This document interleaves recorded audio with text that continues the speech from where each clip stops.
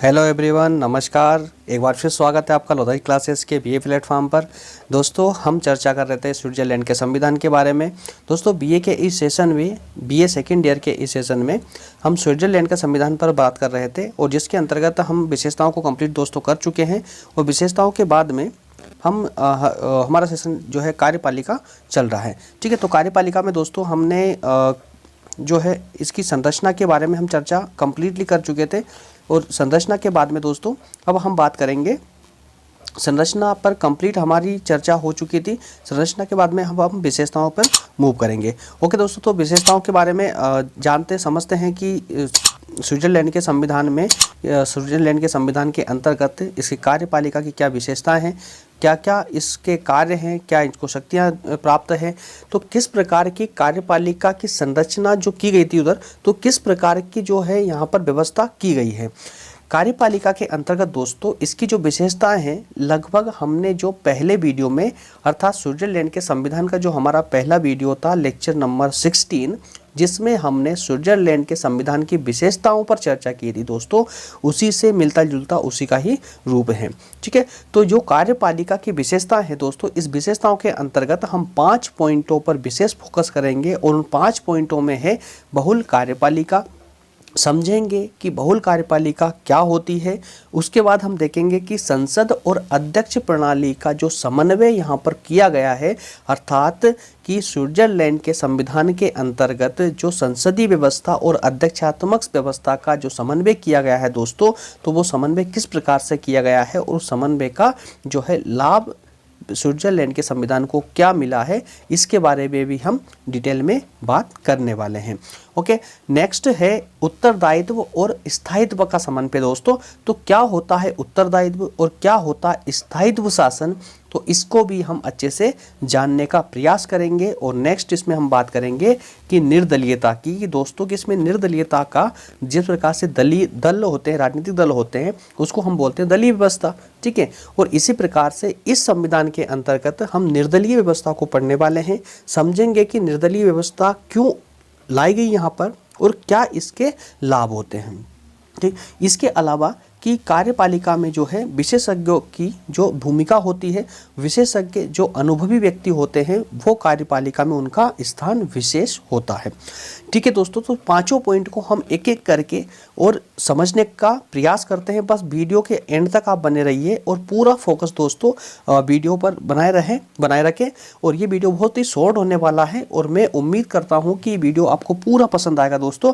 और क्लियर ये जो 5 पॉइंट है, अर्थात जो कार्यपालिका की विशेषताएं हैं, ये 5 पॉइंट आपको बहुत अच्छे से समझ आ जाएंगे। ठीक है, इसके अंतर्गत दोस्तों काफ़ी सारे क्वेश्चन कवर होते हैं, जिस प्रकार से कि संघीय सरकार की रचना के बारे में समझाइए, या कि संघीय चांसलरी पर टिप्पणी कीजिए, या फिर स्विट्जरलैंड की संघीय सरकार की विलक्षण विशेषताओं की विवेचना कीजिए, वह कैबिनेट से किस प्रकार से अलग है, चर्चा कीजिए। स्विट्जरलैंड की बहुल कार्यपालिका आधुनिक प्रजातंत्र की एक अद्भुत संस्था है, इस कथन की विवेचना कीजिए। इस प्रकार दोस्तों कुछ क्वेश्चन इस प्रकार बन जाते हैं। और एक इम्पोर्टेंट क्वेश्चन और है, इस प्रकार से भी यहाँ क्वेश्चन बन सकता है कि स्विस संघीय सरकार के कार्यों तथा शक्तियों का वर्णन कीजिए। इस प्रकार दोस्तों कुल मिलाकर के 5 से 6 क्वेश्चन यहाँ से कवर होते हैं। लेकिन आप भली बात जानते हैं कि अगर एग्जामिनर दोस्तों इन क्वेश्चनों के अलावा भी कोई अगर क्वेश्चन देता है और अगर आपका पूरा टॉपिक कंप्लीट है, एकदम क्लियर है, तो दोस्तों वो चाहे कहीं से भी क्वेश्चन आपको दे दे, आप क्वेश्चन बिल्कुल बना पाएंगे। फॉर एग्जाम्पल मान लीजिए कि अगर एग्जामिनर इस प्रकार से कोई क्वेश्चन बनाता है कि बहुल कार्यपालिका के बारे में समझाइए क्या होती है और इसका जो गुण है, बहुल कार्यपालिका का जो गुण है, ये स्विस कार्यपालिका के या स्विस संविधान के अंतर्गत किस प्रकार से कार्यरत है, किस प्रकार से कार्य करता है, तो दोस्तों ये जो क्वेश्चन बनता है, इस प्रकार के क्वेश्चन ये आप तभी कर पाएंगे जब आपको पूरा कंसेप्ट क्लियर होगा। ठीक है, तो इस प्रकार के कुछ क्वेश्चन है दोस्तों, हम बीच बीच में क्वेश्चन भी डिस्कस करते चलेंगे और साथ में हम इनको क्लियर करने का प्रयास करते हैं। चलिए दोस्तों बढ़ते हैं हम पहले पॉइंट की और पहला पॉइंट हमारा बहुल कार्यपालिका। तो चलिए समझते हैं कि बहुल कार्यपालिका एक्चुअल में क्या होती है। क्या भूमिका निभाती है बहुल कार्यपालिका। जैसा कि दोस्तों समझिए बात को कि जिस प्रकार से जब हमने ब्रिटेन का संविधान पढ़ा था तो वहाँ पर हमने देखा था कि वहाँ एक संसद बनी हुई है, एक सम्राट होता है, ठीक है, लेकिन जो सर्वोच्च शक्ति है वो संसद के पास थी। और उसी प्रकार से जब हमने बात की थी अमेरिका के संविधान की दोस्तों, तो अमेरिका संविधान के अंतर्गत हमने देखा था कि वहाँ का जो प्रमुख होता है वो राष्ट्रपति होता है, अर्थात अध्यक्ष होता है, ठीक है। तो ब्रिटेन के संविधान में ब्रिटेन में संसदात्मक शासन प्रणाली है, उसी प्रकार से अमेरिका में अध्यक्षात्मक शासन प्रणाली कार्यरत है, ठीक है। लेकिन जो दोस्तों जब हम स्विट्जरलैंड के संविधान की बात करते हैं ना, तो इसमें क्या होता है कि दोनों को समन्वित कर दिया गया है, दोनों को मिला दिया गया है और इस प्रकार से यहाँ पर एक नया संविधान बनता है, एक नई व्यवस्था बनती है जिसे बोलते हैं कि संसद और अध्यक्षात्मक शासन प्रणाली का समन्वय, ठीक है। तो दोस्तों जब हम बात करते हैं संसद की और अध्यक्षात्मक शासन प्रणाली की, तो चाहे वो संसदात्मक शासन प्रणाली हो चाहे वो अध्यक्षात्मक शासन प्रणाली हो, दोनों शासन प्रणालियों में दोस्तों संपूर्ण शासन व्यवस्था का जो संचालन होता है वो सिर्फ एक व्यक्ति के हाथों में होता है। जैसे जब अगर हम संसद की बात करें तो संसद में किसके हाथों में शासन होता है दोस्तों? प्रधानमंत्री के हाथों में। और जब अध्यक्षात्मक शासन प्रणाली की बात करते हैं तो संपूर्ण शासन की शक्तियाँ किसके हाथों में होती है? राष्ट्रपति के हाथों में होती है। लेकिन जब हम स्विट्जरलैंड के संविधान की दोस्तों बात करेंगे तो यहाँ पर न तो संसद के हाथों में पूर्ण शक्तियाँ है और ना ही अध्यक्ष के हाथों में पूर्ण शक्तियाँ है। बजाय इन दोनों के दोस्तों यहाँ पर 7 सदस्यों की एक परिषद का निर्माण किया गया है, जो हम पहले भी डिस्कस कर चुके हैं कि 7 सदस्यों की परिषद है। यहाँ पर उन 7 सदस्यों में एक अध्यक्ष होता है, एक उपाध्यक्ष होता है और 5 अन्य सदस्य होते हैं। वो सबसे खूबसूरत बात इसकी ये है दोस्तों कि इन 7 सदस्यों के जो अधिकार होते हैं सभी को समान अधिकार होते हैं, सभी को समान अधिकार दिए जाते हैं, ठीक है। और इन्हीं 7 सदस्यों में से ही कोई एक अध्यक्ष होता है और कोई एक उपाध्यक्ष होता है जो एक वर्ष के लिए यहाँ पर चुने जाते हैं, ठीक है ना। तो इस प्रकार से 7 सदस्यों की एक परिषद का निर्माण किया जाता है और उस वही परिषद के हाथों में कार्यपालिका की संपूर्ण शक्तियां होती है। तो इस प्रकार से क्या किया कि यहाँ पर संसद भी दोस्तों, संसद के भी कुछ गुण नजर आते हैं, उसी प्रकार से अध्यक्षात्मक शासन प्रणाली के भी कुछ गुण इस व्यवस्था में नजर आते हैं, ठीक है। और इसके जो 7 सदस्य सभी को समान, दोस्तों ये थोड़ा मिसप्रिंट है, इसको ध्यान रखिए, सभी को समान अधिकार प्रदान किए गए हैं। क्या बहुल कार्यपालिका का अर्थ समझ पाए आप, है ना। तो दोस्तों इस प्रकार से अब आगे बढ़ते हैं। नेक्स्ट पॉइंट है हमारा संसदात्मक और अध्यक्षात्मक प्रणाली का समन्वय। सेम पॉइंट है, रिलेटेड है उसी से, है ना, पर उसी का एक थोड़ा सा और डेवलप रूप इसमें देखने को मिलेगा आपको। संसदात्मक और अध्यक्षात्मक शासन प्रणाली का एक बहुत खूबसूरत समन्वय यहाँ पर देखने को आपको मिलता है। स्विट्जरलैंड के संविधान के अंतर्गत दोस्तों यूएसए अर्थात अमेरिका और ब्रिटेन से व्यवस्था में भिन्नता नजर आती है। जिस प्रकार से अमेरिका में दोस्तों अध्यक्षात्मक शासन प्रणाली का गुण नजर आता है और ब्रिटेन में संसदात्मक शासन प्रणाली का गुण नजर आता है, लेकिन स्विट्जरलैंड की जब बात करते हैं तो यहाँ पर एक परिषद होती है जिसको संपूर्ण शक्ति प्राप्त होती है ना। तो उसमें ना तो संसदात्मक शासन प्रणाली है पूर्णतः और ना ही पूर्णतः अध्यक्षात्मक शासन प्रणाली है, बल्कि दोनों का एक समन्वय, खूबसूरत समन्वय किया गया है, ठीक है। संसद और अध्यक्षात्मक व्यवस्था का एक मिश्रित रूप यहाँ देखने को मिलता है। ओके, नेक्स्ट है उत्तरदायित्व और स्थायित्व का समन्वय। दोस्तों अगर आपने ब्रिटेन का संविधान बहुत अच्छे से पढ़ा होगा तो उत्तरदायित्व क्या होता है ये आपको बहुत अच्छे से समझ आ चुका होगा। और जब आपने अमेरिका का संविधान दोस्तों पढ़ा था तो वहाँ पर स्थायित्व, शासन का स्थायित्व आपको बहुत अच्छे से समझ आ चुका होगा। वैसे शॉर्ट में मैं आपको यहाँ पर भी थोड़ा सा बता देता हूँ कि उत्तरदायित्व क्या होता है और स्थायित्व क्या होता है। इन दोनों को अलग अलग रूपों में आप अगर समझ लेते हैं तो दोनों का समन्वय करने में आपको बिल्कुल भी तकलीफ नहीं आएगी। उत्तरदायित्व का मतलब होता है दोस्तों कि जो जहाँ पर संसद व्यवस्था होती है, संसदात्मक शासन व्यवस्था जहाँ होती है, वहाँ पर एक उत्तरदायित्व सरकार का निर्माण होता है। जिस प्रकार से कि संसद का निर्माण होता है दोस्तों, तो संसद में जनता के द्वारा चुने हुए जो निर्वाचित प्रतिनिधि होते हैं वो संसद में पहुँचते हैं, ठीक है, और वही जो है सरकार का संचालन करते हैं। तो इस प्रकार से जब वो प्रतिनिधि सरकार का संचालन करते हैं दोस्तों, तो वो उनका एक उत्तरदायित्व बन जाता है जनता के प्रति, ठीक है। और उन्हीं में से एक मंत्रिमंडल का निर्माण होता है और मंत्रिमंडल का उत्तरदायित्व बन जाता है संसद के प्रति। तो इस प्रकार से उत्तरदायित्व में सभी एक दूसरे से बंध जाते हैं। तो इस प्रकार से संसदीय शासन प्रणाली जहाँ होती है वहाँ पर उत्तरदायित्व का भाव उभर कर सामने आता है।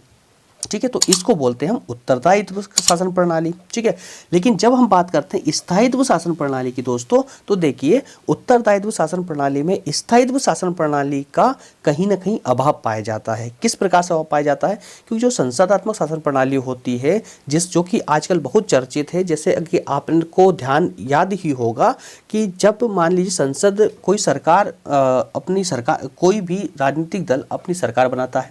ठीक है, तो अगर मान लीजिए राज्य में कोई सरकार बनाता है या फिर केंद्र में कोई सरकार बनाता है, तो जब राज्य में सरकार बनाता है तो दोस्तों वो विधायकों के माध्यम से सरकार बनाता है। ठीक है, जिसके पास अधिक विधायक होंगे अर्थात कि जिसके पास विधानसभा की सीटें अधिक होगी उसकी सरकार बन जाएगी। और जब हम बात केंद्र की करते हैं तो केंद्र में जिसके पास में संसद में अर्थात लोकसभा में जिसके पास सीटें ज़्यादा होगी उसकी सरकार बन जाएगी, है ना।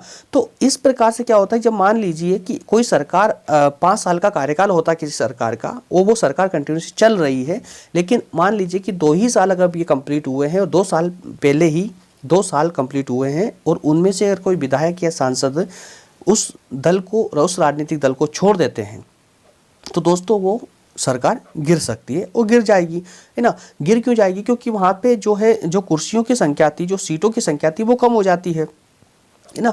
तो संसदीय शासन प्रणाली के अंतर्गत सरकार कभी भी गिर सकती है, वहाँ स्थायित्व का अभाव पाया जाता है।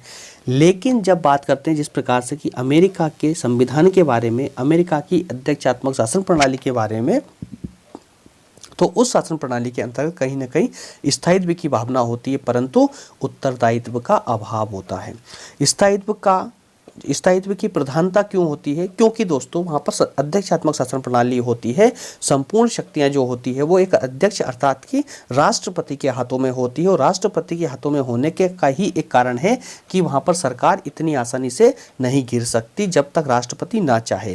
राष्ट्रपति को हटाने का सिर्फ एक ही तरीका वहाँ पर होता है, वो होता है महाभियोग की प्रक्रिया, जो कि अपने आप में बहुत कठिन कार्य है। ठीक है ना। तो इस प्रकार से जो है वहाँ पर स्थायित्व का भाव पाया जाता है। तो ये दोस्तों होता है उत्तरदायित्व और स्थायित्व, है ना। और दोनों का समन्वय जो है स्विट्जरलैंड के संविधान में किया गया है।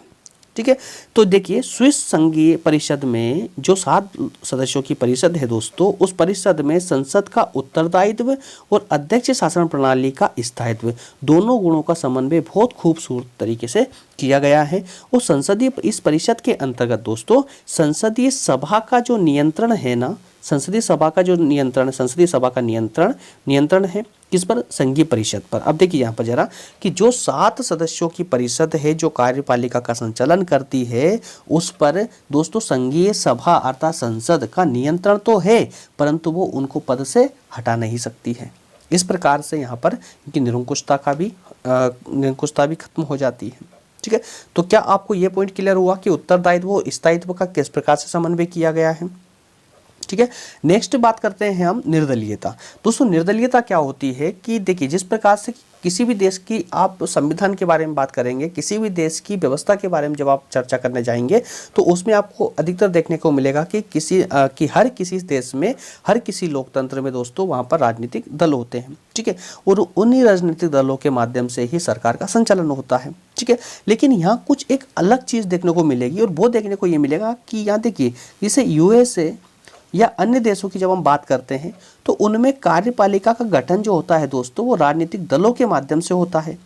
लेकिन यहाँ पर किसमें? स्विट्जरलैंड के अंतर्गत परिषद का जो दोस्तों गठन हो रहा है ना, जो 7 सदस्यों की परिषद है, वो 7 सदस्य पूरे जो परिषद में जो भी 7 सदस्य आने वाले वो 7 सदस्य उन राजनीतिक दलों से बाहर के सदस्य होते हैं दोस्तों।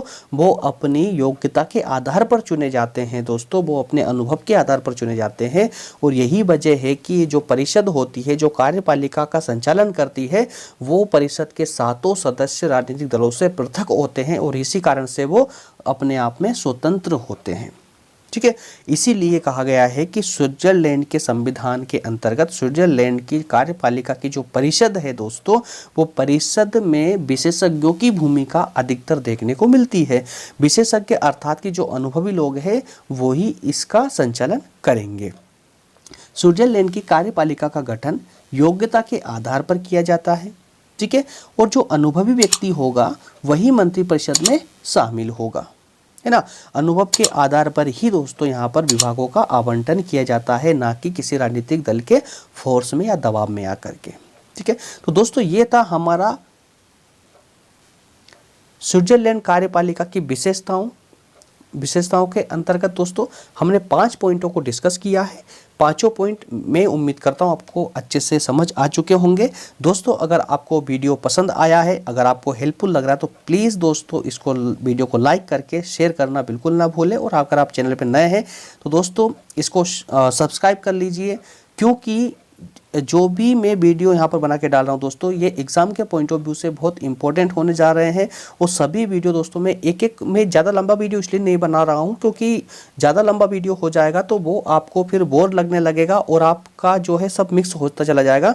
शॉर्ट वीडियो में एक एक टॉपिक को मैं उठा कर ला रहा हूँ, लेकिन आप मैच भी कर सकते हैं, देख सकते हैं कि सिलेबस के हिसाब से ही मैं आपको वीडियो प्रोवाइड कर रहा हूँ, सिलेबस के हिसाब से ही पढ़ा रहा हूँ दोस्तों। कोई सा भी टॉपिक छूटेगा नहीं, छोटा वीडियो होगा या बड़ा वीडियो होगा, मैं आपको पूरा कंप्लीट सिलेबस प्रोवाइड यहाँ पर करने वाला हूँ, ठीक है दोस्तों। तो नेक्स्ट वीडियो में हम बात करेंगे, नेक्स्ट क्लास में हम बात करेंगे स्विट्जरलैंड कार्यपालिका की शक्तियों के बारे में दोस्तों, जो कि बहुत ही इंपॉर्टेंट होने वाला है। बहुत ही इंपॉर्टेंट सेशन, नेक्स्ट सेशन भी बहुत इंपॉर्टेंट होने वाला है दोस्तों, जिसके अंतर्गत हम 3 बातों को पर विशेष फोकस करेंगे कि इसकी कौन कौन सी शक्तियां हैं दोस्तों, कि कार्यपालिका की शक्तियों के बारे में हम अच्छे से बात करेंगे, इसकी विधायी शक्तियां कौन सी है और वित्तीय शक्तियां कौन सी है। साथ ही साथ हम देखेंगे कि राज्य मंडल और कैंटनों अर्थात कि राज्य, उनके संबंधों का संचालन किस प्रकार से होता है और क्या आपातकालीन शक्तियां यहाँ पर प्रोवाइड इनको की गई है। इन सब के बारे में समग्र चर्चा हम अगले वीडियो में करने जा रहे हैं।